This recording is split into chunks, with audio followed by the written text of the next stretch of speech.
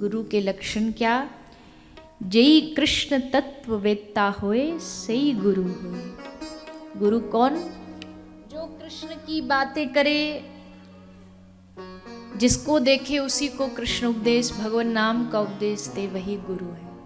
और गुरु बनाने से लाभ क्या होता है? एक बड़ी छोटी सी बात से समझ लेना, बहुत छोटी सी बात। मान लो एक कोई छोटी सी चींटी है।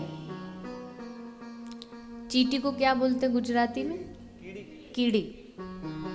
तो छोटी सी कोई कीड़ी है, उसको यहाँ इंग्लैंड से भारत पहुंचना हो,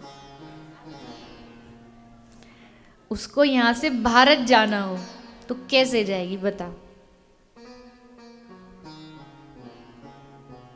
बताओ कैसे जाएगी? कैसे समुद्र पार करेगी?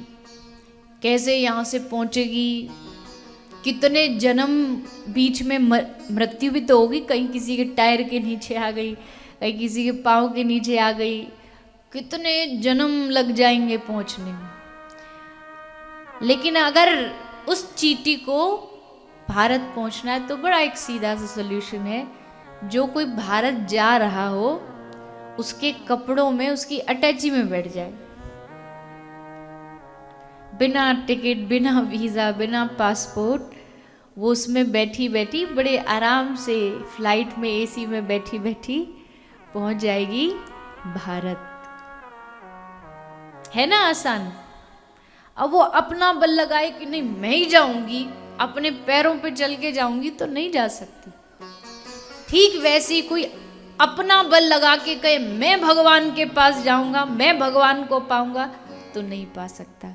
लेकिन करना क्या है? जैसे वो चींटी किसी के कपड़े में, किसी के पॉकेट में घुस करके पहुंच सकती है, वैसे ही आप श्री गुरु के चरणों से चिपक जाइए, गुरु चरणों को पकड़ के बैठ जाइए।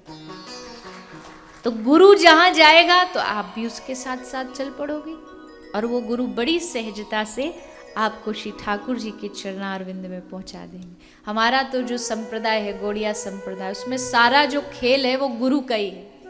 मंजरी भाव में हमें सिखाया जाता है, शिक्षा दी जाती है कि आपका गुरु ही जाकर के श्री राधा रानी से गोलोक में आपका परिचय करवाएगा। इंट्रोडक्शन जो कराने वाला वो गुरु ही होगा। गुरु रूपी सखी बताएगी कि जब हम जाएंगे गोलोक तो श्री राधा रानी पूछेंगी ये कौन आया पीछे, ये अजीब सी सखी। तो गुरु कहेगा ये मेरा आश्रित है। तो जैसे गुरु ने कह दिया है मेरा आश्रित है, तो राधा रानी तुरंत उसको अपने पास बुला लेंगी, आ जा मेरे पास। ये भाव है हमारी संप्रदाय का। तो बाकी सबका अलग अलग होता है। तो इसमें गुरु की बड़ी आवश्यकता है।